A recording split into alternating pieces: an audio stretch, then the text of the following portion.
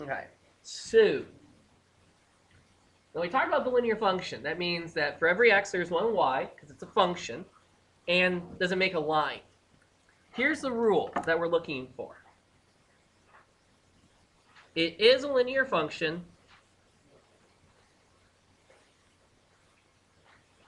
if it has a constant slope.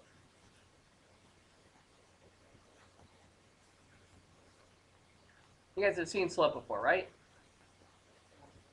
You got some head nods. Well, how do I define slope? What is slope? Like what? Like that? Like the side of a mountain. Okay. And mathematically, how do I calculate a slope? Base times height, that's the area. Goes up the same rate. Y equals mx plus b is a formula we're going to use. Let's actually start at the very beginning then. We define it as rise over run, which is the difference in y's divided by the difference in x's. And when you get to chemistry, you'll see this notation.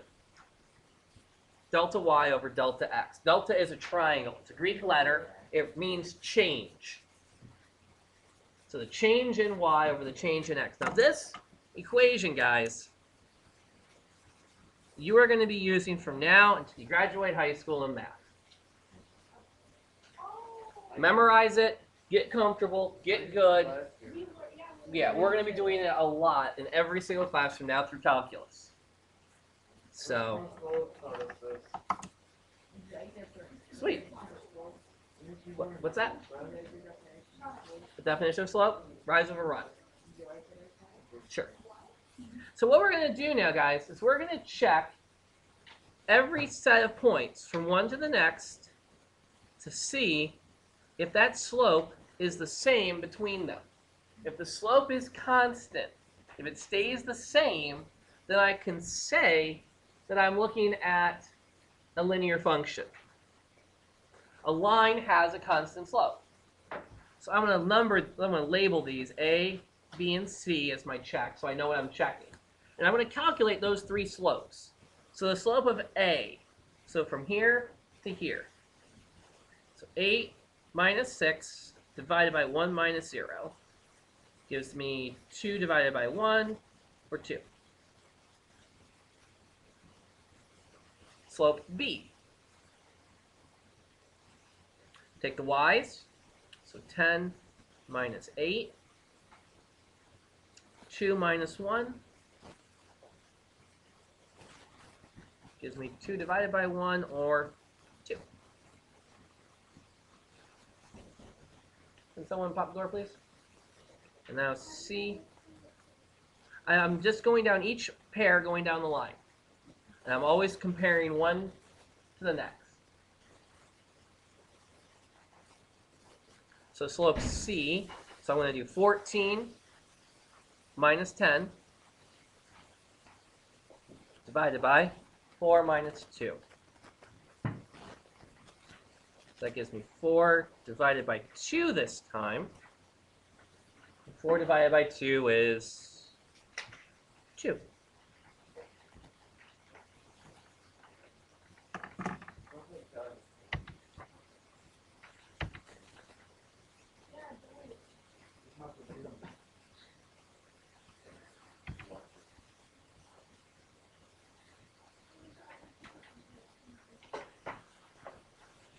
Okay. Now if I take a look here,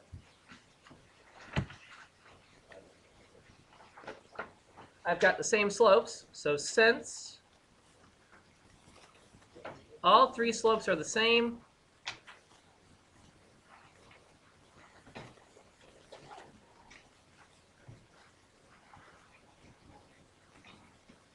think they're all the same. Because 4 divided by 2 simplifies to 2.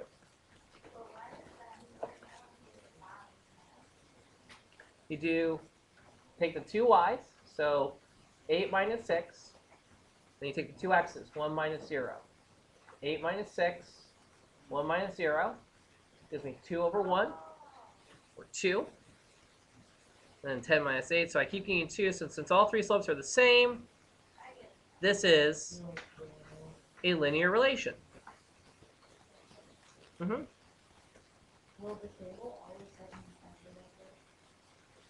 For what we're doing, yeah, the table will put them in order from by x's.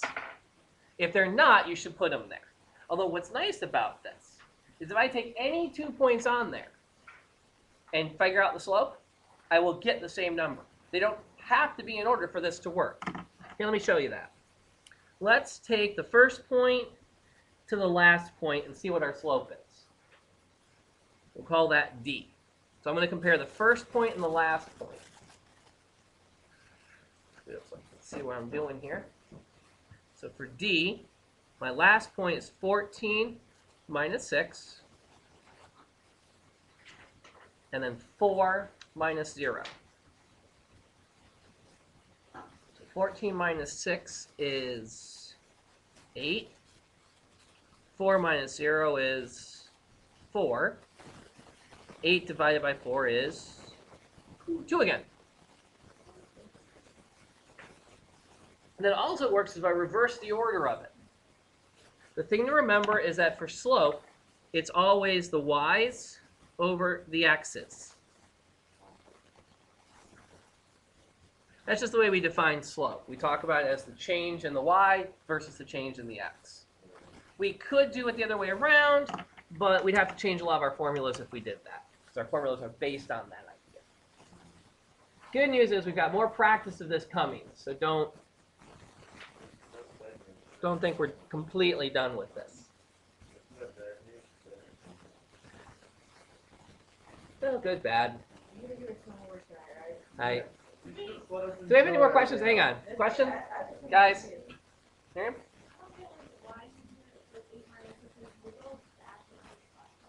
Sure. Actually, I can pick any 2 points. But generally speaking, you do the second y minus the first y. That's the way most people do it. So that's why it's 8 minus 6 instead of 6 minus 8. Next example, I'll show you that that doesn't really matter which one you do. You'll still get the same slope.